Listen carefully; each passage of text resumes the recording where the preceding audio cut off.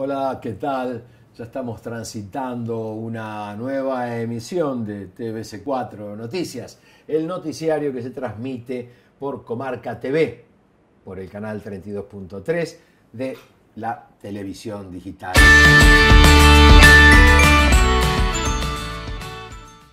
Vamos a usar para comenzar una frase del periodista uruguayo Álvaro Padrón.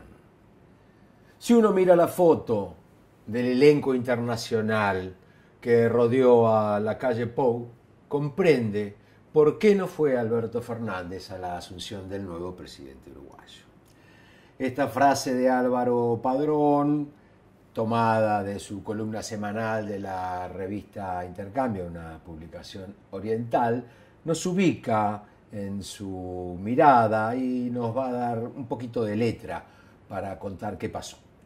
El conocido periodista analizó esta asunción presidencial desde el registro de las presencias de los mandatarios extranjeros y de determinados funcionarios, y lo señaló realmente como un hecho negativo para Uruguay. Un Uruguay que, según sus palabras, pesa muy poco en el concierto internacional. También en el plano informativo casi no existe, ya que el hecho de la asunción de la calle Pou no fue noticia destacada en casi ningún país. La imagen de quienes fueron da mucho que desear. Y afirma el comentarista, lo que tenemos que empezar a mirar ahora es qué significa los que vinieron. Empezando por Estados Unidos, que envió a Andrew Wheeler, el administrador de la Agencia de Protección Ambiental, como si hubieran enviado al portero de la Casa Blanca. La Unión Europea no fue diferente en este caso, porque tampoco vinieron o llegaron a Uruguay funcionarios de alto rango, excepto la presencia del rey Felipe VI de España y su canciller, o mejor dicho, la canciller del gobierno español, Arantxa González, quien le hizo un triste favor al ir, según Padrón, fue el presidente brasileño Jair Bolsonaro, en un momento en que es especialmente gravísimo lo que está pasando en Brasil, con un ataque institucional prácticamente sin antecedentes. Bolsonaro, para Padrón, es una presencia complicada para Uruguay, y no solo para Uruguay, sino para cualquier demócrata, además de que va a ser un dolor de cabeza para el gobierno, ya que habló de una cierta afinidad ideológica con la calle Pou. En cuanto a Sebastián Piñera, otro de los concurrentes, quien goza de un escualidísimo 6% de aprobación a su gestión por parte del castigado pueblo chileno, dice Padrón que es un hombre con el que a esta altura nadie se quiere sacar una foto. Al colombiano Iván Duque, otro de los presentes, puede asociárselo con poco más que el triste dato de gobernar mediante una sistemática violación de derechos humanos. En tanto que el paraguayo Mario Abdo Benítez, nadie sabe bien si va a terminar con su mandato o no. Este resumen de Padrón nos pone un poco en autos de quienes fueron los concurrentes a esa asunción, y culmina su columna diciendo: si uno mira esa foto, empieza a comprender por qué no vino Alberto Fernández, el presidente argentino. Él no quiso aparecer en una foto de familia como la registrada en Montevideo, una de las peores en 40 años de historia en América Latina. Como Consuelo apuntó, por suerte no vino la presidenta de facto de Bolivia.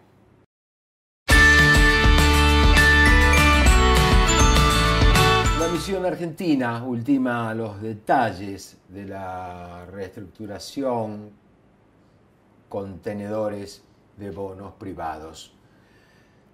Esta renegociación con tenedores de bonos privados por un monto cercano a 70.000 millones de dólares está encabezada por el ministro de Economía, Martín Guzmán. El decreto fue publicado en el boletín oficial apenas la Secretaría Legal y Técnica de la Presidencia dio el visto bueno final al texto elaborado por el Ministerio de Economía.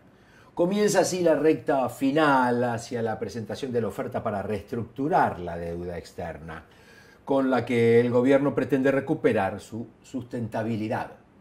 El decreto no incluirá los tramos de deuda contraídos con el Fondo Monetario Internacional, que son alrededor de 40.000 millones de dólares. Según un informe dado a conocer por la consultora Ecolatina, casi el 40% del total de la deuda pública, unos 120.000 millones de dólares, está en manos del sector privado, al que habría que pagar este año 40.000 millones de dólares en concepto de intereses y de capital.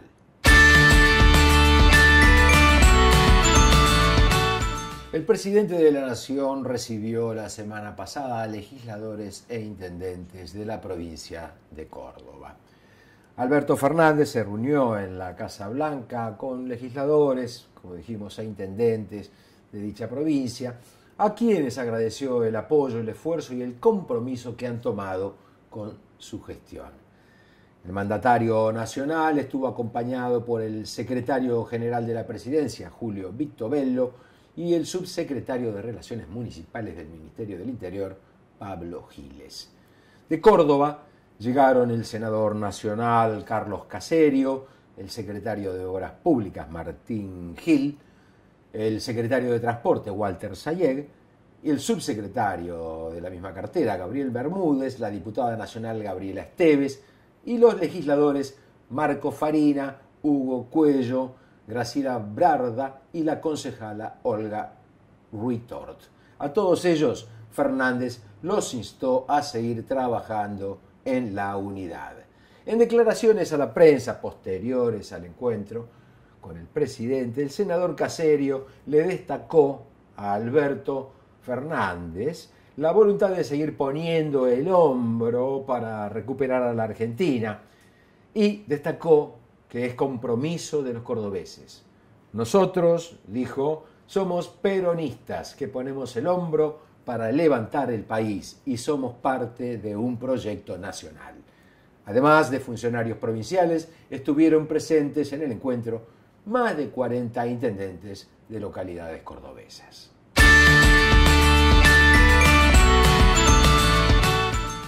Las entidades judías AMIA y Daya pretenden un acercamiento con el gobierno.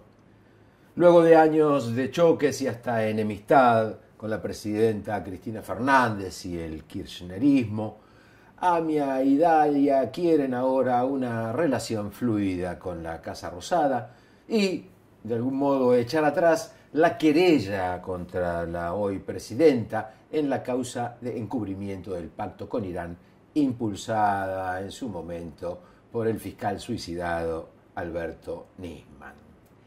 Alberto Fernández ya había cancelado un encuentro sin demasiadas explicaciones, lo cual es una señal elocuente de que son esas organizaciones las que deben arreglar sus entuertos y dar el primer paso con la intención de solucionar los conflictos preexistentes.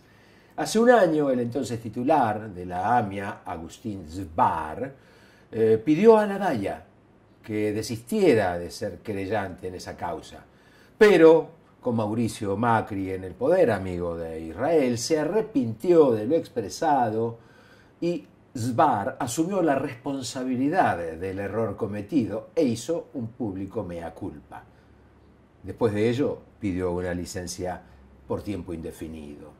Tras cantar la palinodia, Sbar continuó con la conocida cantilena de considerar que Hezbollah e Irán estuvieron detrás de los atentados a la embajada de Israel y de la AMIA, que el gobierno peronista pactó con Teherán y que Nisman fue asesinado en relación con la denuncia que preparaba y que iba a defender en el Congreso 2 días después de su suicidio. Ahora, sin el macrismo en el poder, los tiempos han cambiado y desde la entidad judía reconocen distintas posturas sobre el asunto. Muchos quieren salir ya para no empiojar el vínculo con el gobierno, y otros evalúan el impacto negativo que podría tener esa decisión en la colectividad. Quien sí está lejos de la Daya y cerca del gobierno es Jorge Elbaum, titular del llamamiento argentino judío, quien se asume kirchnerista, rechaza la culpabilidad de Irán en el atentado de Amia y afirma que la Daya representa a la derecha de la comunidad. Mientras tanto, la Casa Rosada espera un gesto serio de esas entidades que resuelva el antiguo enfrentamiento provocado por decisión del Estado de Israel con Cristina Kirchner y el gobierno peronista.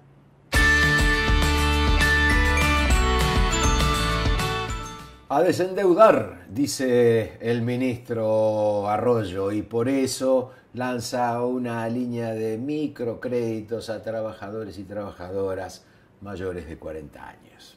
Con el fin primordial, ya dijimos, de desendeudar a las familias e involucrarlas nuevamente en el mercado del trabajo, el Ministerio de Desarrollo Social, a cargo precisamente del ministro Daniel Arroyo, lanza una línea de microcréditos no bancarios a gran escala para adultos mayores de 40 años.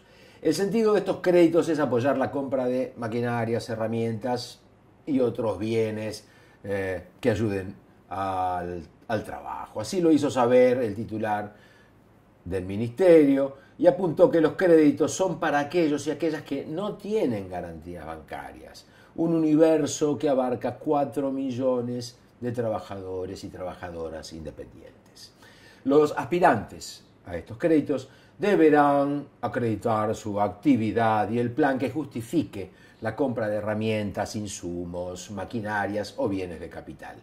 Serán guiados, eso sí, y controlados a través de un sistema de tutorías a cargo de egresados y estudiantes de carreras técnicas. Los créditos serán activados por la Comisión Nacional de Microcrédito, CONAMI, a tasas estimadas del 2 o 3% anual y a 36 meses de plazo. La propuesta está ligada con otra iniciativa presentada esta semana por el ministro, que es el concurso nacional Potenciar, que consiste en la entrega de kits de máquinas y herramientas a personas con experiencia en oficios que se encuentren sin empleo. Los 5 rubros implicados son construcción, producción de alimentos, reciclado, el área textil y la economía del cuidado. Nuestra idea es sacar el ministerio a la calle y lograr el vínculo entre los planes sociales y el trabajo, resaltó Daniel Arroyo, quien aseguró avanza en otro proyecto para que cerca de 600.000 personas que cobran planes sociales se sumen poco a poco al trabajo formal.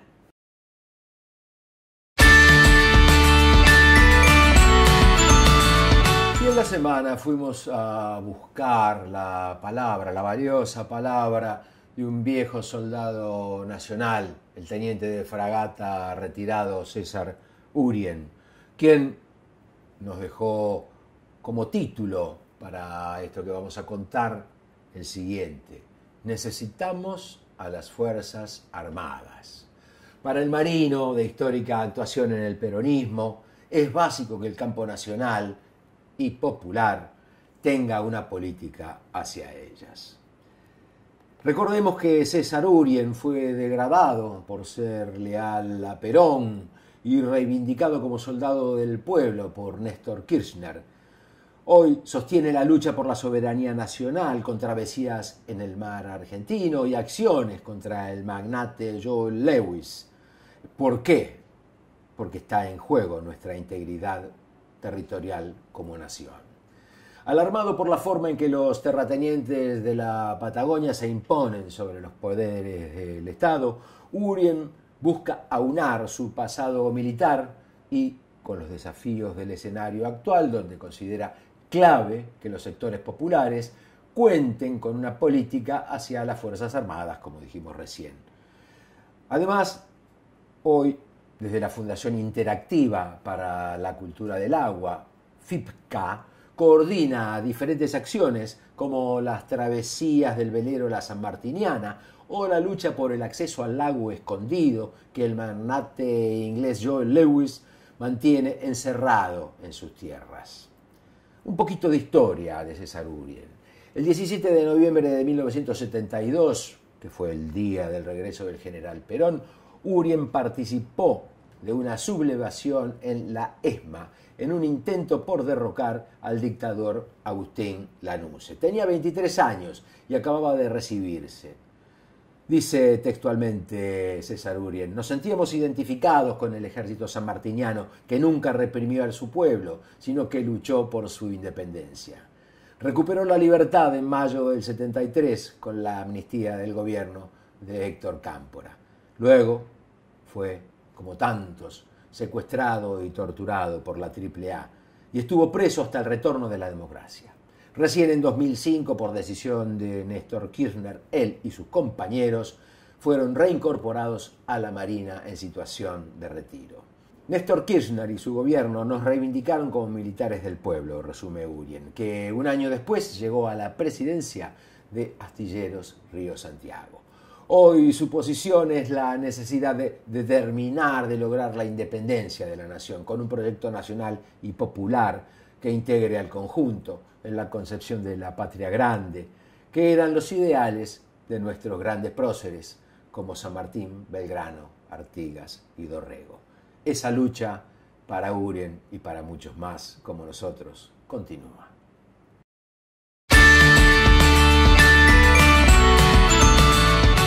Y una noticia realmente pavorosa, diría yo. Ocurre en Salta. Un médico de Tartagal amenazó a miembros de la comunidad wichí, que en ese momento estaban cortando la ruta 34 de Tartagal. ¿Para qué? Para pedir trabajo y el reconocimiento del Estado. Los caciques, son 43 caciques, además denunciaron a un médico del Hospital Juan Domingo Perón, en donde siguen muriendo niños por desnutrición, y reclamaron por la mala atención hospitalaria que reciben y el constante maltrato que sufren en ese nosocomio. Cuentan los 43 caciques, por boca de Modesto Rojas, uno de ellos, que el patotero con título profesional está identificado como el doctor Céspedes, y que ese día de la semana pasada, cuando amenazó a los wichís, descendió de su camioneta Hilux y les dijo: ustedes, los caciques indígenas, son sucios, son vagos, son matacos. Queremos ver cuando ustedes vayan al hospital. No los queremos ver. Yo me encargo de matarlos uno por uno. No queremos ver a ningún indígena. Cuando yo mato a un mataco wichí, nadie se entera, porque soy doctor. Los voy a matar uno por uno. Eso fue lo que dijo este doctor Céspedes, a quien bien podríamos llamar matasanos, matawichis. Uno de los caciques le dijo al doctor, entre comillas: entonces usted es el asesino que mata a nuestras familias, a nuestros hijos, a nuestros nietos que van al hospital. Ahora entendemos por qué la gente que va al hospital muere y nunca regresa. Van solo por una pequeña enfermedad y mueren. Nosotros no queremos ir al hospital muchas veces justamente por estos maltratos y estos asesinatos. Encabezados por Modesto Rojas, los wichís firman un documento en el que piden, por favor, que el Estado los escuche, que ellos también votan, que ellos son argentinos y tienen derechos, así como el Estado tiene obligaciones con ellos. Finalmente, trascendió que el INADI fue al Hospital Juan Domingo Perón de Tartagal para recibir formalmente la denuncia de una mujer wichí contra la institución y contra este médico. Mientras tanto, el doctor Céspedes, o el doctor Muerte, el matasanos al que hacíamos alusión recién, camina tranquilo por las calles de la norteña Tartagal.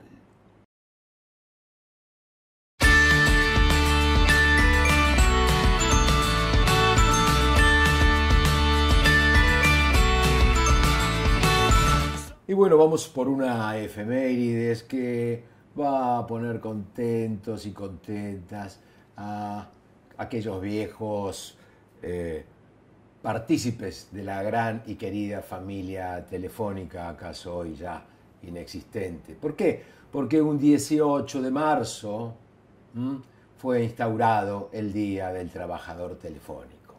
Este Día del Trabajador Telefónico comenzó a celebrarse a partir del año 1948, cuando el Estado nacionaliza la que por entonces era la Empresa Mixta Telefónica Argentina.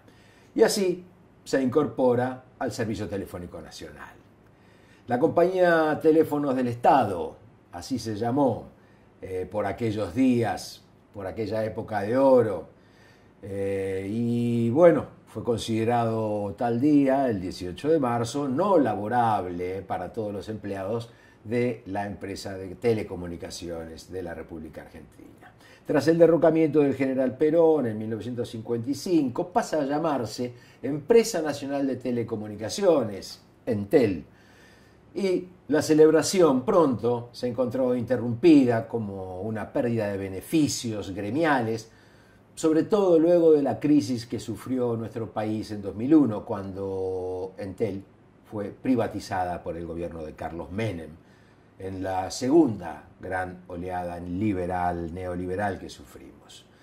La fecha, la celebración del 18 de marzo, se recuperó años más tarde y hoy se sigue celebrando. Pues bien, mandamos entonces a todos los telefónicos un gran abrazo y que pasen un muy buen Día del Trabajador.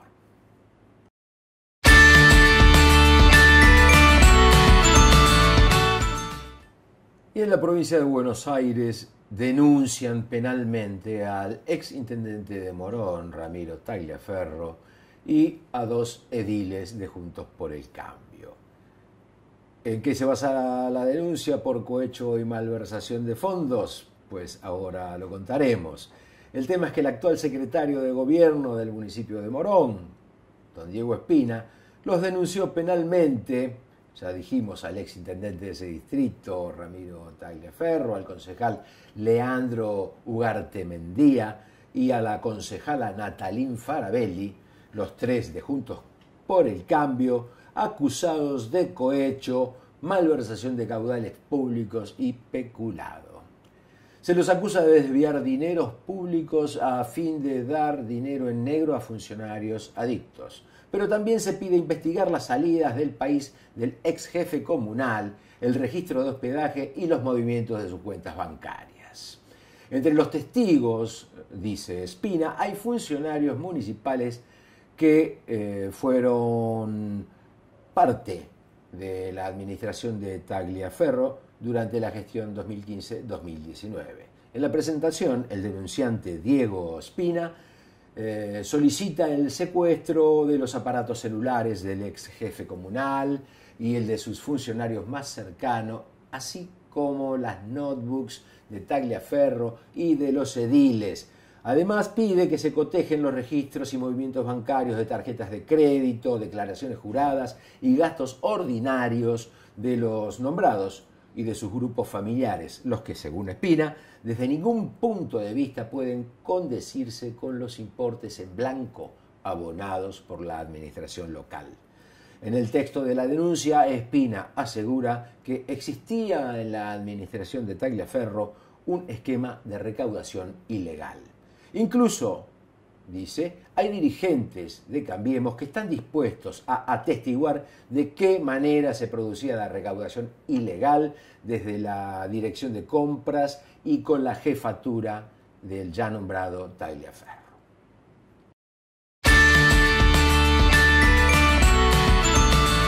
El jefe de gobierno de la ciudad de Buenos Aires, Horacio Rodríguez Larreta, continúa con su campaña contra la educación pública.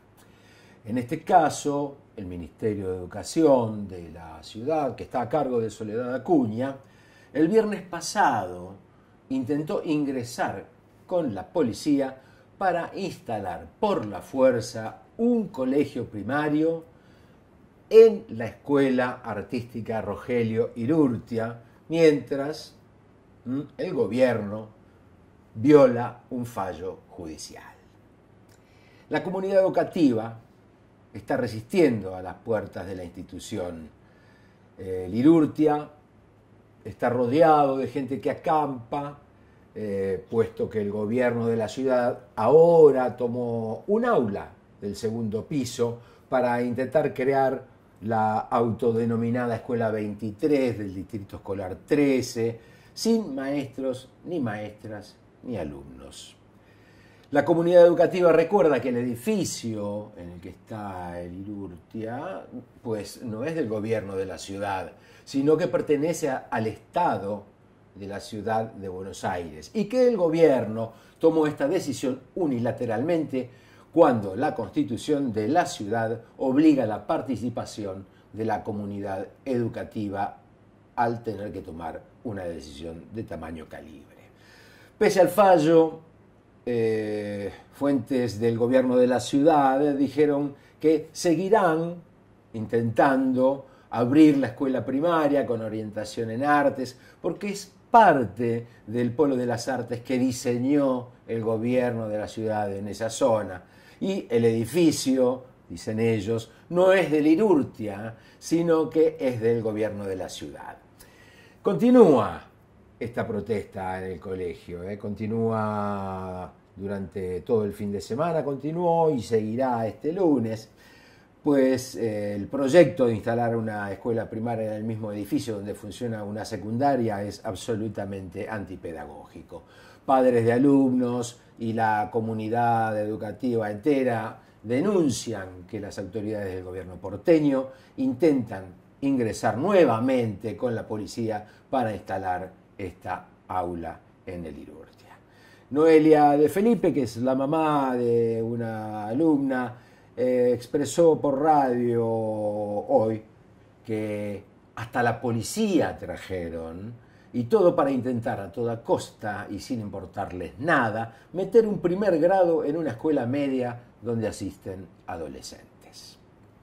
Y así terminamos con esta nueva emisión de TVS 4 Noticias, donde tratamos de sostener permanentemente un compromiso con la verdad. Hasta el próximo encuentro.